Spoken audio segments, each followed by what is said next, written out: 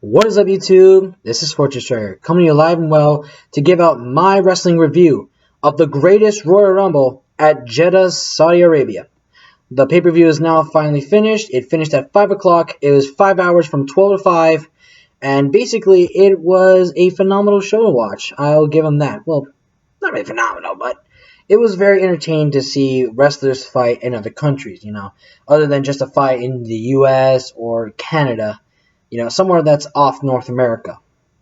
And it was very nice to see a lot of fans out there who were very dedicated to basically the classic way of showing cheers for good guys, boos for bad guys. And they can also cheer for the guys who are basically a big hype to the company. Basically, the show was not bad anyway. It was actually a success. I could say it was better than WrestleMania, and because WrestleMania was such a huge disappointment with a lot of trolls, a lot of unfair wins to the person who wins their matches, and a couple matches were not particularly excellent as you really think they are, and most hypes are not as excellent. You probably might know what it is, but I'll probably get to it soon. So let's get ready with this review. Just to let you guys know, yes, spoilers ahead. If you have not seen this, go to the WWE Network, check it out. It's already finished with the recording. You can go ahead, check it out. As I said, it's 5 hours, and enjoy the show. But in the meantime, let's get started with the review. So, we're already here at Saudi Arabia, entering, and the stadium looks fantastic. The stadium is known as the King Abdullah International Stadium. The place looks amazing. It already looks like a WrestleMania has been there. Fun fact, actually, you're going to love this. They were playing their national anthem while playing our national anthem. And the crowd singing the national anthem, it's pretty much hilarious. And I'm thinking to myself, wow, John must be happy about that. But then again, he's a dick. But let's get off topic. So, our opening contest starts with John Cena with Triple H. And of course, they already started building up to go ahead and mention this during the WWE Network commercials. So, John Cena and Triple H haven't fought, they said about 8 years since 2012, which I'm going to go with that's maybe kind of wrong. It's been a while, it's been about since 2010. So, I guess that's probably during the time, before Triple H just took a break. To me, though, I think the last time I ever saw a wrestler was at Night of Champions 2008 when Triple H was the WWE Champion and John Cena was the challenger. And at the time, Triple H was already drafted to SmackDown as the champion, and things were a little bit complicated there. But, the last guy to get the victory was Triple H. I remember that. So here we are, John Cena and Triple H. And already one botch of the show already starts with Michael Cole stating that John Cena and Triple H first fought at WrestleMania in 2006 when John Cena won the championship from Triple H, which was a stupid thing to say because John Cena was the champion defending against Triple H and won the match to retain it, not to win it from him. Michael Cole needs to get his fucking facts right. All he does is do facts, but he's kind of an idiot anyway. So, anyway, the match basically goes slow paced. These guys basically look so old already. They can't do their stuff like they did 10 or 15 years ago. But the match wasn't bad. It was actually a good startup. They went battle about, see who would be the better man. John Cena getting the attitude adjustment set up, gets Triple H kicks out, and then tries to set it up, but Triple H reverses to a nice pedigree. John Cena kicks out, no offense, 2 count Cena. And then John Cena goes ahead, gives another attitude adjustment, then catapults Triple H to give an attitude adjustment to take the victory. 1, 2, 3. John Cena is victorious and basically gives a small promo speech to say thank you very much for all the hardship that we gave you guys and giving us the time to give you the entertainment we are providing and everything, and was very proud and got the appreciation. Another fact, John Cena was not booed when he came out of the entrance line, and with children who were that basically were fans of Cena. So it goes ahead and shows that Saudi Arabia is basically not us. They're not like hardcore fans when we go, boo, you suck, or saying, let's go Cena, Cena sucks. And in this basically understanding, John Cena was basically a fan favorite in Saudi Arabia. So I'm not going to criticize that. People have a right to cheer and boo Most of the time, I will say sometimes I admit I do kind of criticize some fans and go, oh man, please don't, it's not great. But I can't say anything about it. They have a right to choose who they want. So yeah. All right, our next match is the first title of the 7, and it's for the Cruiserweight Championship. It's Cedric Alexander, the champion, versus Kalisto. And what a phenomenal match. I highly recommend watching it because the match was not bad. It goes about, for the timeline, it states here on my phone, it goes up for, sorry about that, it goes for 10 minutes and 15 seconds. And it's kind of a bit short for a decent match. But I will say for the fact that the match was incredible. It was basically who can outwit who. The match was amazing. In the end, it was Cedric Alexander winning the match and retaining the belt. And basically, it was honorable to see that Kalisto was said, oh, it was a good fair fight. Maybe next time we'll see who Cedric Alexander's next tough opponent will be for the title. Our third match of the night is Bray Wyatt and Matt Hardy versus The Bar, Cesaro and Sheamus for the vacated Raw Tag Team Championship after Braun Strowman defeated The Bar by picking a 10-year-old Nicholas from the audience at WrestleMania, which is the dumbest thing they did, and I didn't understand what they were thinking about that. That was the stupidest shit I have ever saw. I didn't like that. That was just a waste of time. That was a waste of moment. I didn't like it. But anyway, in the match here, we already know who was going to win. Since the Bar was already dropped to the SmackDown, it was fucking head hitter anyway. So in the end, Matt Hardy and Bray Wyatt are the new Raw Tag Team Champions. This will be basically Matt Hardy's second Raw Tag Team Championship. But because it was originally the WWE Tag Team Championship, that's his third time he won it. And Bray Wyatt's first Raw Tag Team Championship. So he's one of the guys who held both the Raw and the SmackDown Tag Team Championships. Our next match is, speaking of a Hardy, it's Jeff Hardy defending the U.S. title against Jinder Mahal. A rematch after Jeff Hardy defeated Jinder Mahal, who was drafted to Raw, took the U.S. title, and then later take it at SmackDown. And we know Jeff Hardy was going to win because SmackDown needs a minor title. So in the end, we all know this. For 6 minutes and 10 seconds, Jeff Hardy and Jinder Mahal go at it for a while, and then in the end, it was Jeff Hardy who got the victory. Next thing, we got the Bludgeon Brothers, Luke Harper and Eric Rowan versus the Usos, Jay and Jimmy, for the SmackDown Tag Team Championship. And for 5 minutes and 5 seconds, the match was actually pretty decent. But because, the reason why these shows are short, because they have a time limit, since they basically, and I'll give you this, the total was 10 matches. Just like WrestleMania. Except, okay, well, it was like WrestleMania. It was like 5 fucking hours. But I would say that at least it wasn't as bad as what WrestleMania 34 did. 34 was just terrible. It was horrible. I didn't like it. But in the end, the Bludgeon Brothers were victorious and retained the belt. Our next contest, which I believe you should also check this out, it's a really great, decent match to watch, was Seth Rollins versus Finn Balor versus Samoa Joe versus The Miz for the Intercontinental Championship in a ladder match. And it is it was a 15-minute, 5-second matchup. The match was incredible. Miz and Rollins working together to hit Joe with the ladder. Rollins doing all his high-flying skills, as well as Finn Balor. The Miz basically trying to go ahead and cooperate with Samoa Joe, but of course, we know for the fact that Miz did that because he's a kind of a pussy, and I will agree one thing, that if it was Joe and Miz in a match, Joe would fucking rape The Miz. I am not joking about that. But of course, I have to admit that later on, The Miz did get retribution by basically using his finisher on Joe on the ladder, and it was actually a pretty good spot. I liked it. With Balor also basically using the coup de grace on The Miz, hurting his ribs, as the commentators say, as The Miz actually looked like he was in real pain. And then, of course, Balor was so close to reach the Intercontinental Championship, Rollins actually climbed the ladder so fast to grab the championship and fall down and with victory, with Balor being shocked and blood cut right onto his right eye. In the end, Rollins retains the Intercontinental Championship, and then next week, which will we give review of Backlash to see what happens to the results after this review. We'll see what happens. Anyway, our 7th match for the WWE Championship. It's AJ Styles versus Shinsuke Nakamura. Of course, it's retribution after Nakamura started turning heel after losing the match at WrestleMania, which we all know for the fact it was gonna be Nakamura winning the championship, and I don't understand why they did this. I mean, it was basically the plan where Shinsuke Nakamura was gonna win the WWE Championship and be the first Japanese wrestling champion. I mean, we had Inoki who did it, but the results, but that's another story for another time.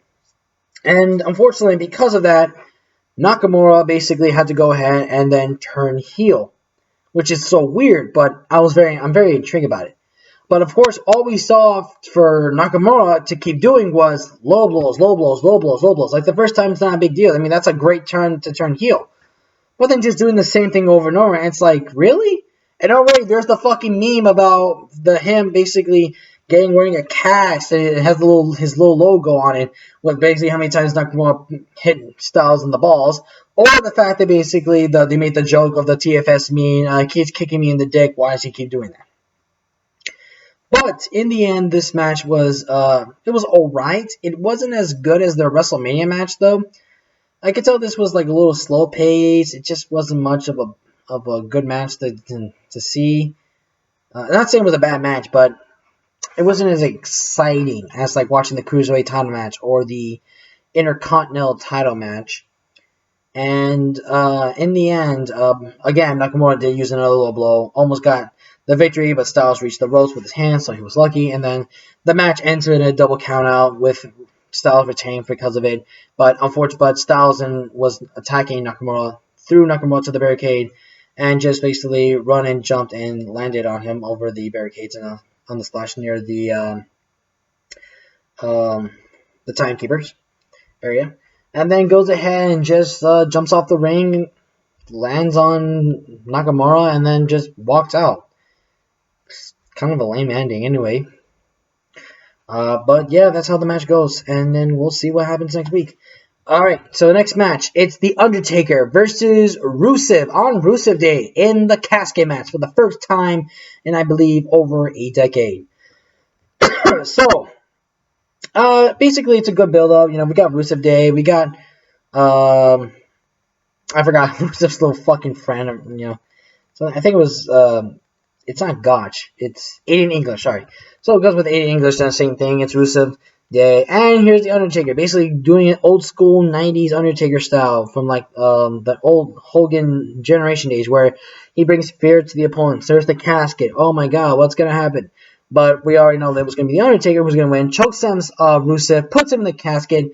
Here comes English, and then he's scared, and then basically Undertaker gives a great driven tombstone piledriver to English, puts him in the casket next to Rusev.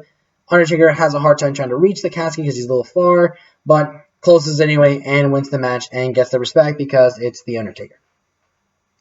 Next, our ninth match and final championship match of the night. Brock Lesnar, the Universal Champion with Paul Heyman versus Roman Reigns in a steel cage match. And oh my God, I highly recommend. This is the match we are going to talk about. Don't watch this match. It's fucking, it is terrible. So let's put it this way. How the match starts. Suplex City. Suplex City. Suplex City. Suplex City. 4 times. F5. Trying to do an F5, and I think they got countered. Roman Reigns punches. It wasn't even a bunch of cage matches, let's be real. It was just shit. Brock Lesnar can't even wrestle anymore. He forgot how to wrestle, dude. Roman Reigns just trying to go ahead and just see what it is. The crowd was not really pleased. This match was not even pleased to watch. It was just so dumb. I mean, we had a feeling we wanted Reigns to win because it kind of makes sense that he was going to do it. I even kind of feel bad for Roman Reigns in this match. This is the one thing you're going to hear me, so... Oh, and here's an awesome thing. Brock Lesnar, in between the cage and the ropes. So basically he's outside the ropes, so we'll say that. Then Roman Reigns spears him. Cage door breaks through. And basically both men outside, on top of the cage door. Roman Reigns is already falling down the side of the floor. However, only Brock Lesnar's one foot, which is only hitting the floor where the cage is hitting the floor, but his other foot is where the cage door is basically being hanged. So let's say this is the cage door. This is his left foot, which is like on it right here. But then his other foot is right here, not even touching the floor.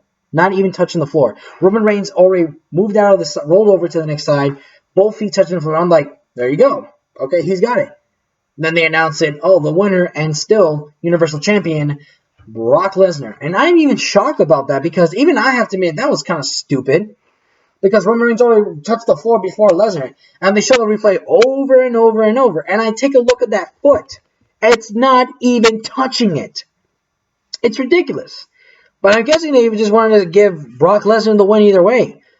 But it just doesn't make any sense. I mean, I'm looking at the match. Because the rules say in a cage match, if you're going to escaping, you make sure to have both feet touch the floor. If you do, that counts as the escape for the victory. And Brock Lesnar's feet hasn't even touched the fucking floor. Once they announced it, it was like, okay, here we go. I won the match. Fucking stop it! It was so lame what they did.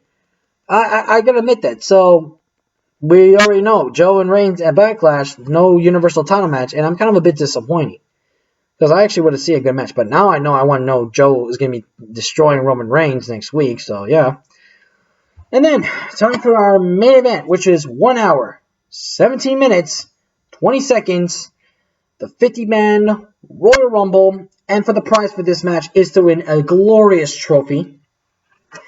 And, out of nowhere, a green Saudi Arabian WWE Championship belt, which is basically the title belt you win for the Royal Rumble. So, yeah, it's kind of weird. So, I don't understand. So, the first two big competitors to start off are Daniel Bryan at number 1 and entry number 2, Dolph Ziggler.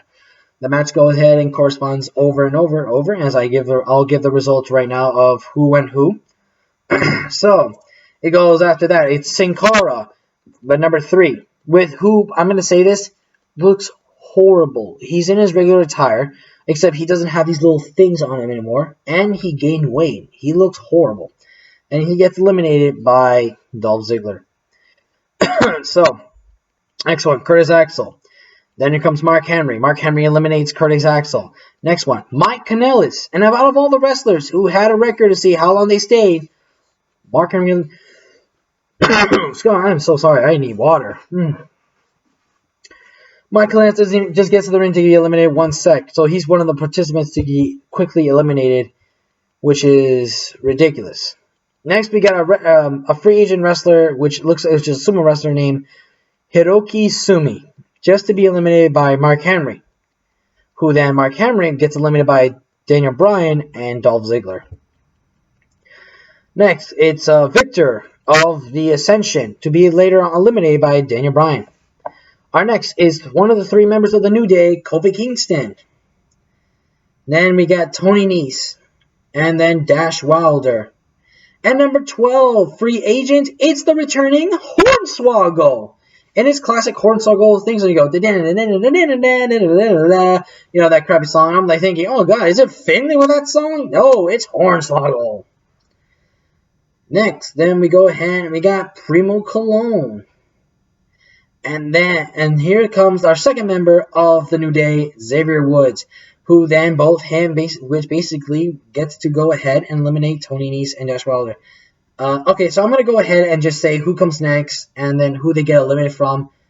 Actually, I'll just go with the entrance and then just skip the elimination because I know it's going to take forever for this, so we'll just go for the numbers. Number 15, Bo Dallas. Number 16, it's Kurt Angle. Oh, yeah, that was great. And only a short time. We got to see Daniel Bryan and Kurt Angle go at it until Kurt Angle gets eliminated by, we'll say his name. All right, next, Scott Dawson, Goldust, Connor, and the man who gets to eliminate Kurt Angle, we're right there. Number 20, Elias.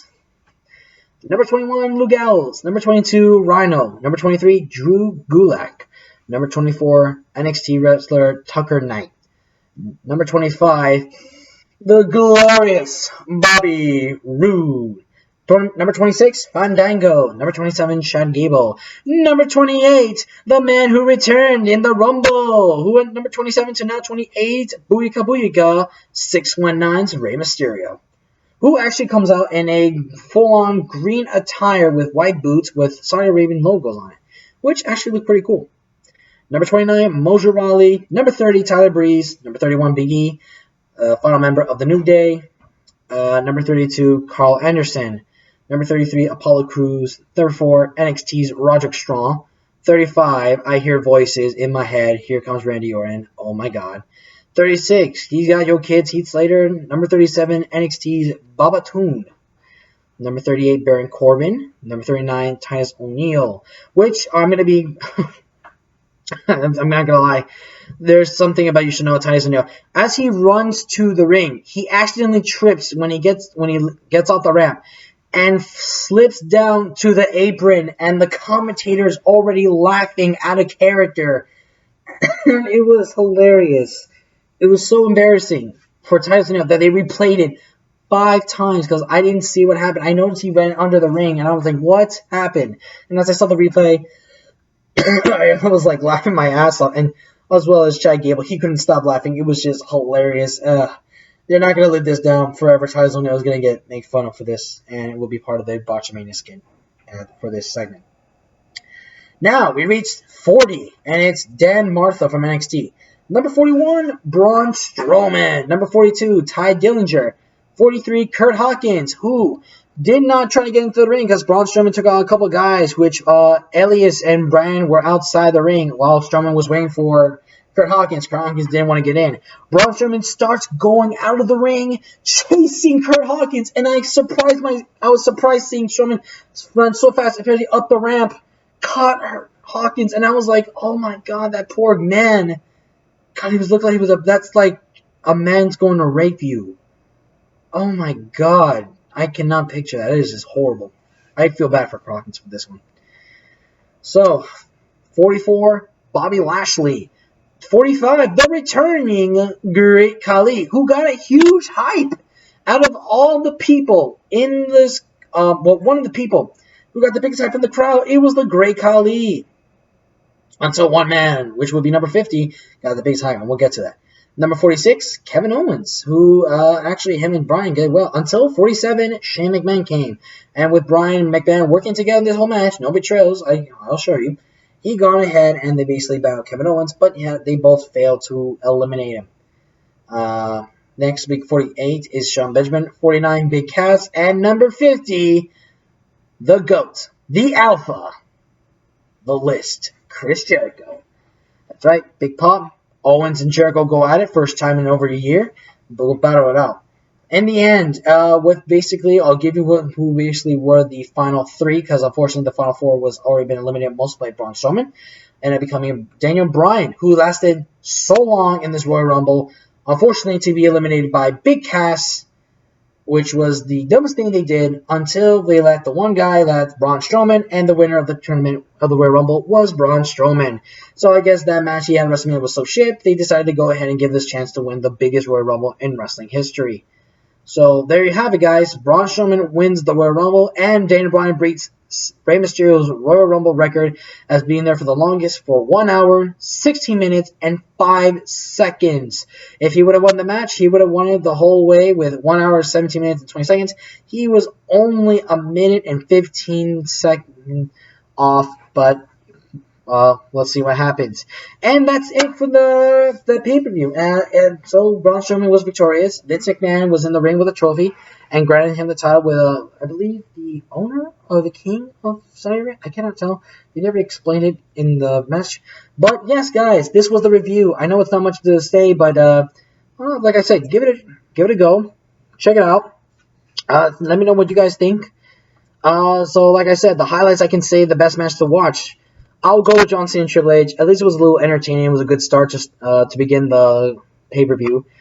Cedric Alexander versus Kalisto was amazing. Jeff Hardy and Jinder Mahal were whatever. Wyatt and Matt Hardy versus The Bar was not really a good match. The Bludgeon Brothers and Usos. Give it a shot. Why not? It's not a bad match. The ladder match was really excellent. The WWE title match was very slow and not a good way to end the match. The casket match was just fun to watch, so you can just watch it because it's Undertaker and Rusev. So just give it a shot. I'll go for it. Cage match, highly recommend. Don't watch it because it's really pathetic to watch, and it was just very disappointing to see how it goes. And the Royal Rumble was actually pretty much fun. No returns of legends except for maybe Mark Henry, but everyone knew Mark Henry was going to be in the Rumble. Kurt Angle ended up being in the Rumble as well. Jericho was in the Rumble, so not really much a big thing. It was just basically actual guys who are still working in the company. So yeah, that's about it. Oh yeah, and a couple of guy free agents were Hornswoggle and Khali, but that was the only returns, and they were just not that great. But no, I'll still say this is better to watch than WrestleMania because WrestleMania was just a huge disappointment, and I'll say it was not bad. But with that, guys, I want to say thank you so much for watching this video, making me blab about this entire review. I hope you guys enjoyed this video. Let me know what you think of the Royal Rumble yourself. Leave it in the comment section below. Give this video a like if you can. That'd be appreciated.